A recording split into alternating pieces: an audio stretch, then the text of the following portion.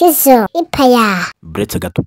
Ese waba warigeze kumenya ko uwitwa Bosco Impaya ndetse n'uwanyana Asia, Madame Pastor Theogene Inzahuke wamaze kuba yakitaba Imana, ariko nanone uyu mugore mu gusigara ntabwo byaje kuza kuba byamworohera, dore ko umubiri wakomeje kugenda umwishyuza igitsina gabo hafi ye. Ni nyuma yuko twabonye inkuru zagiye zisohoka zizenguruka ku mbuga nkoranyambaga, aho byakomeje kugenda bigaragara ko uyu uwanyana Asia nubwo yasigaye nk'umubyeyi cyangwa se tumuzi nk'umuntu witonda, ariko nyamara bitari bibujijwe ko nk'umuntu umubiri waba wamwishyuza igitsina gabo. Nibwo twamubonaga muri video zagiye zizenguruka aho yari ari koza uwitwa Pastor Steven ibirenge, ariko kandi nanone bakaba bari mu rukundo. Ibyo ngibyo cyangwa se iyo video ikimara gusohoka ntabwo ibyaba ngaba byakomeje, dore ko uwitwa Bosco Impaya ari we waje kuza kuba yabashyira hanze, hanyuma natwe turabuda. Ariko kugeza ubwo Bosco Impaya yatangiye gukurura yishyira, ndetse yewe biza no kumuhira. Ushobora kwibaza ngo ese ko twari tuzi ko Bosco Impaya ari kumusenya cyangwa se akomeje kugenda amushyira hanze, dore ko ari nawe wasohoye amajwi y'uwanyana Asia arimo aravugana n'uwitwa Pastor Steven, ese noneho baba bisanze mu rukundo gute? Bosco Impaya ni umusore wiyubashye w'inkwakuzi uzwiho kugira umutima woroshye, ariko kandi nanone akaba anasesengura cyane. Umunsi umwe ubwo yabonaga amashusho y'uwanyana Asia arimo aroza ibirenge bya Pastor Steven ku mbuga nkoranyambaga, aho imyitwarire ye, uburyo avuga, uburyo aseka byahise bimwinjira mu mutima. Hanyuma nawe aragira ati uyu mugore nta kindi nakora uretse guhita nanjye nshaka ukuntu mwegukana, cyangwa se uyu niwe ugomba kumbera umugore wanjye. Ariko Bosco ntabwo yihutiye kumwiyegereza, ahubwo yarabanje aramukurikirana, ndetse yewe atangira no kugenda amwandikira inbox gake gake. Byatangiye ari inbox, nyuma bihinduka phone calls cyangwa se guhamagarana kuri telefone, nyuma bigera kuri state cyangwa se guteretana. Aho hose Bosco Impaya yakomeje kwerekana urukundo rutavangiye, nubwo hari abakomeje kumubwira ko uwanyana Asia ari misi w'amagambo cyangwa se babagore n'ubundi baba bavuga, ariko kandi nanone bagamije kurya iby'abagabo babegere cyangwa se bakomeza kugenda bababwira, nk'uko byagaragaye ku wanyana Asia ndetse na Pastor Steven, aho byavugwaga ko ngo uyu mugore yamubeshya urukundo, ariko kandi nawe akamurya amafaranga. Ariko Bosco Impaya we yari yamubonagamo umugore uzamubera inkingi. Hari ubwo yamusabye ngo amusabire amazi, maze uwanyana Asia aramusubiza ati sinakuzanira amazi, ahubwo nzakuzanira umuryango wanjye uzagutera icyizere. Ibyo byamuhaye ikimenyetso. Arangije umuhungu nawe si ukwinjira mu rukundo koko, ariko murumuna w'uwanyana Asia nawe aho ngaho akaba yaratuje, atangira kubona ko Bosco Impaya atari umusesenguzi uje kwandikaho igitabo, ahubwo ari umugabo uje kubaka urugo. Ubu rero amakuru dufite ni uko Bosco Impaya ndetse n'uwanyana Asia bari mu myiteguro y'ubukwe. Ni ubukwe buteguwe bucece ariko buhishiye byinshi. Bamaze kwemera ko bashobora kuba umwe, bagaharanira ubwuzuzanye ndetse n'ubwumvikane kurusha byose. N'abari barazanye impaka ubu barabashyigikiye. Murumuna w'uwanyana Asia yamaze kuvuga ati niba wanyemeje nanjye nta wundi uzagutera imbere. Urukundo rwa Bosco Impaya ndetse n'uwanyana Asia rurerekana ko nubwo abantu batakugirira icyizere mbere, ubwihangane, kumva ndetse n'icyerekezo bishobora guhindura byose. Isesengura rya Bosco Impaya ryamugejeje ku mugore wamunyuze kurusha bose. Ubu baritegura kubana, si mu magambo, si mu mafoto gusa, ahubwo mu buzima bw'ukuri.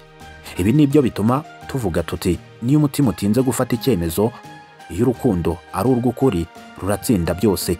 Abakunzi ba Bosco Impaya ndetse n'uwanyana Asia ariko bya hafi, ibi ngibi bakaba babishyigikiye, ariko kandi nanone babandi bababonera ku mbuga nkoranyambaga kugeza na n'ubu ntabwo barabyizera, dore ko abantu bazi Bosco Impaya ntabwo bashobora kuba bakemera ko yabana n'uwanyana Asia, kubera ko Bosco Impaya bamuzi nk'umuntu udashobotse, cyangwa se wa muntu utavamo umuntu w'umugabo uhamye ku buryo yabana na madamu uwanyana Asia.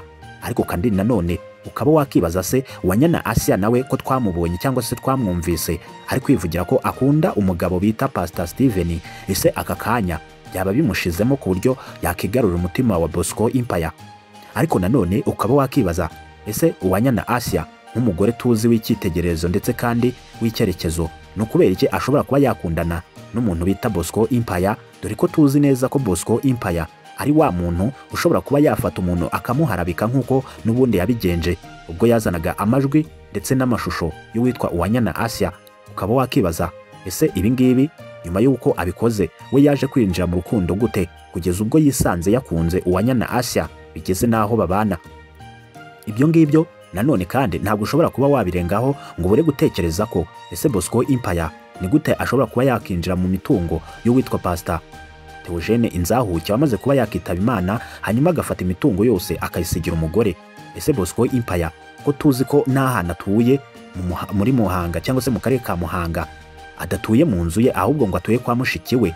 Ese noneho ubu yazashobora kwita ku mugore ndetse n'abana bane Pastor Theogene Inzahuke yasize? Ntabwo ibyo ngibyo nshobora kuba nahita mbyemeza cyangwa se ngo nanabihakane, kubera ko burya uko mubona ku mbuga nkoranyambaga cyangwa se uko abadukurikira bakomeza kugenda batubona tuvuga cyangwa se dukora ibintu bigiye bitandukanye ku mbuga nkoranyambaga, burya biba bitandukanye n'abo turi bo. Ushobora kuba wabona ko ntavamo umugabo uhamye ku mbuga nkoranyambaga, ariko nyamara inyuma ya kamera cyangwa se mu bundi buzima busanzwe nkaba ndi umugabo uri seriye. Ariko nk'uko twagiye tubibona Bosco Empire ari kumwe n'uwitwa Pastor Claude, ahangaha twahise tubona icyitwa umunzani wabo cyangwa se twahise tubona IQ zabo, kubera ko ntabwo utekereza ukuntu Bosco Empire yakomeje kugenda aterana amagambo n'uwitwa Pastor Claude, ndetse kandi ayo magambo ukaba warumvaga ko nta bugabo buyarimo. Ubwo ni ya magambo aba ari no sense, aho ushobora kuba wakumva umuntu w'umugabo ariko kandi nanone uwitwa Pastor Claude nawe tukaba tumuziho amagambo nayo atameshe. Rero kuba yari yahuye n'uwitwa Bosco Empire, aho ngaho twahise tumenya IQ zabo. Ni gute rero ushobora kuba wakibaza ko yaba agiye kubana n'uwitwa Uwanyana Asia nyuma y'uko murumuna we batandukanye? Bosco Empire nubwo nta kintu arabivugaho, ariko amakuru akaba yatangiye gukwirakwira ku mbuga nkoranyambaga. Nubwo hari abantu batarayabona, ngewe nkimara kuyatera akajisho nagerageje gushaka bamwe mu nshuti zabo za hafi, nibo banyihereye n'amakuru. Ngira ngo vuba aha muraza kuza kuba mwabona andi makuru arambuye kurenza ibi ngibi. Gusa ntibizabatungure, kubera ko hano kuri Kizo Empire niho wonyine uzaba wabikuye, kabone niyo waba wabibonye kuri stati za WhatsApp cyangwa se no kuri za TikTok, ariko hano kuri Kizo Empire niho honyine mba naguhaye ubusobanuro burambuye. Nta kindi rero bizajya bigusaba cyangwa se kugira ngo uzakurikirane neza umuhango w'abangaba bombi mu gihe bazaba babanye nk'umugore n'umugabo, nubwo ntaremeza nimba koko abangaba bazabana, dore ko bishobora kuba biri kuvugwa gutya yego bakundana, ariko ejo ugasanga batandukanye. Kabone nubwo tutabimenya, ariko ngewe nzagerageza byose mbibagezeho. Nta kindi bigusaba rero kugira ngo uzabikurikirane ni ugukanda munsi y'ino video ahantu handitse ijambo subscribe, kugira ngo tujye tubasha kubana no mu zindi nkuru nzajya nkomeza kugenda nkugezaho. Nge mwumvaga n'ubundi yari Kizo nk'ibisanzwe, iyi ni Kizo Empire.